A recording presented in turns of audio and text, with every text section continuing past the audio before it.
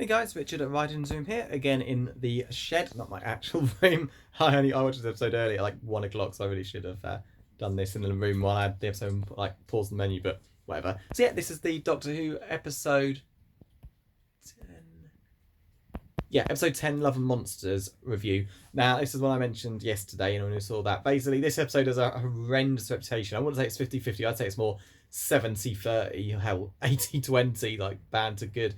I don't think it's that bad. I just like it. So I don't know. Basically, the plot is this is a Doctor and Companion Light episode. It turns out it was filmed at the same time as the Impossible Planet 2-parter, basically because adding a Christmas episode on ramps, even though that's months ago before, ramps up production, and they basically needed to find a way to effectively film 13 episodes when there was no time to do 13, and it was just something that would carry on for pretty much every season. So the Doctor and Rose are hardly in the episode. It's about a guy called Elton, played by Mark Warren, who was famous, probably most famous for Hustle. He appears in Ashley to Ashley, usually plays, not bad guys, but people are a bit of an edge to them. But this guy Elton is probably the nicest guy ever. He's a great lead character, and it's all his point of view. Basically, it's him doing a lot of vlogging because 06 when that started becoming popular. Basically doing his podcast thing and talking to people about his life. He basically met the Doctor once, and he ends up meeting a bunch of other people who know of the Doctor in some way, and they all become friends. And then this guy called Victor Kennedy shows up and spoils all the fun. And that's basically the plot. So what happens fairly to other people in the Doctor's life? So you got Elton's nice guys, and ELO fan. They do a few flashbacks to other events, but putting him in the Autons in episode 1 of new series 1. Going all the way up to the Christmas Day episode as well, and it's quite a nice touch to see them basically going back to the old episodes with slight differences. For example, his closing the shed door for Rocket sneaks out for the food. The ferrets love to hide it around the shed. It's not cool. Basically, there's when Big Ben gets destroyed, his window in the Christmas invasion with the Sycorax when they land and basically they're emerging into the atmosphere. It causes a huge sound wave of some sort, and you see his window gets smashed up, him woken up in his bed.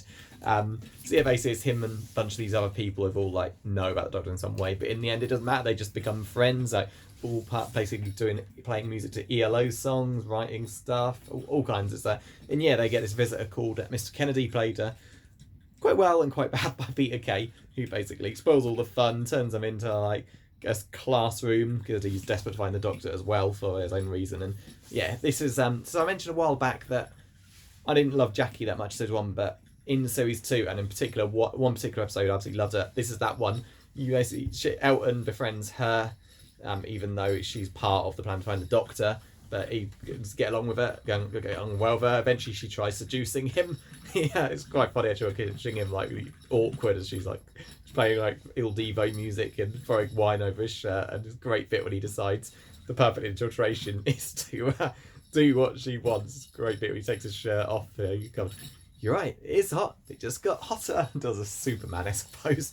But then Jackie's talking to Rose on the phone, and she's really upset, and Elton just sees how miserable she is, and just realises he wants to be a friend. And unfortunately it all goes wrong. Elton gets found out. The picture of Rose he's got on his coat from trying to find Rose, therefore find the Doctor, she just accidentally finds and just is heartbroken, and you just feel so bad for Jackie. And it's she doesn't even mention how she had a friend who used to visit but has gone now, and that's Mickey. You just get this sense that this woman's all on her own, and so Rose doesn't know everything, but you just feel so bad for her. Jackie really doesn't have anyone, while Rose, as Elton says, she's just swanning off and leaving Jackie on her own. It's quite sad. But and then it's really sad when Elton gets found out, and of course here he walks out on the group. The group are actually being wiped out one by one. Victor Kennedy turns out to be this alien creature called an Absorber-Loff, which very Slovene-like. Turns out it was designed by a child, and it looks awful. And Peter Kay basically, when he's in disguise, he's talking quite well spoken,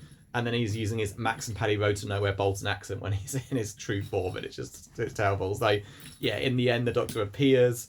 They just defeat the Absorber-Loff. He's got this cane which protects him from being absorbed by anything he touches, and they basically defeat him, and he gets absorbed into the ground. And his last victim, Ursula, who Elton had felt feelings for, is the last one to go, and he's crying over her body melted in. And Rose, even though Rose and Doctor show up because Jackie contacted them and told them what's going on, and she's mad, but when Elton breaks down, she's like comforting him.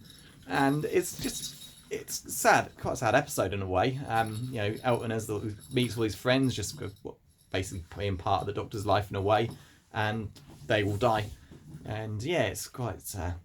But what I like about the episode is there's some dodgy humour in there. There's a weird Scooby-Doo type chase at the beginning. Oh, and there's a joke about Ursula gets resurrected as a moving head on a paving slab. It's here comes the ferret. Here you go, boy. Here you go. Gets resurrected paving slab, and then Elton mentions how they have a bit of a love life. And yeah, as a child you won't know what that means, but as an adult you might know what it means. It's a dodgy line, but I can see what Wesley Davies said, how kids won't get. It's just a funny joke. Love life can mean anything after all. But yeah, we all know what it is. And yeah, strange ending that she's kept alive like that. But it's ultimately, this story is about, what happened to all of Elton's friends. It's not the Doctor's fault, but is being part of his world going to get you killed. And Elton wonders if Rose and Jackie are going to pay the price for being part of the Doctor's life. And yeah, it's foreshadowing something bad happening in the ending. I can guarantee that. So yeah, don't get a hatred for this episode yet. That ending line is dodgy. There's some weird humour in there, but ultimately it's a really good emotional story about, like Jackie says, people that get left behind and how it affects them. You see ordinary people affected by being in the Doctor's world. You see how lonely Jackie Tyler is, and again, this episode just made her like one of my favourites, just like that. And of course, Mark Wallen just plays a superbly characters. Yeah, you got all these other good actors. Louise from 2 Pints. Thank God she hasn't got a Louise squeaky voice on. Anyone who's seen 2 Pints of Lager and a Packet Crisp will know what I mean. Yeah, Peter Kay's good, but his Absorb After Evolve is just terrible, and the voice sucks as well. He's just like such an over-the-top villain. Yeah, it's but the design was basically drawn by a child. Just go on Wiki, you'll see it. So I could see why they basically did the best they could, and he's just kind of a weird enemy. But yeah, it's a good episode. I don't think it deserves a terrible reputation. I just don't know if it's because it was the Doctor Companion Light episode for the first time. People wanted the Doctor, not a bunch of these random people, no matter how likeable they are. I don't know. But yeah, I give it a chance. There's some, like I said, dodgy humour, but overall quite a good emotional story. So yeah, that's the end of this episode. So yeah, maybe not top half of series 2, but nowhere near the bottom. It's it's never going to hit my top 50 out of say 100 Doctor Who episodes, but it's nowhere near bottom. I'll give you that. So a random thing for the day. Just finished watching House of the Dragon. Really, really good. Anyone watching this who watched Game of Thrones, and of course Game of Thrones was garbage by the end. It was just the last year. It was the last 4 years, but especially the last year. Don't be bothered about it at all. Watch House of the Dragon. It's so good. It's totally different production, different writing team now, and it's just amazing. Cannot go wrong. So yeah, give it a go. It's just finished. Bring on the Blu-ray. I'll definitely be picking that up in December. Otherwise, I'll have to watch my recorded live through TV, Sky recordings, whatever, which I don't want to do. Game of Thrones was great for the bonus material, and I hope House of Dragon will get the same thing.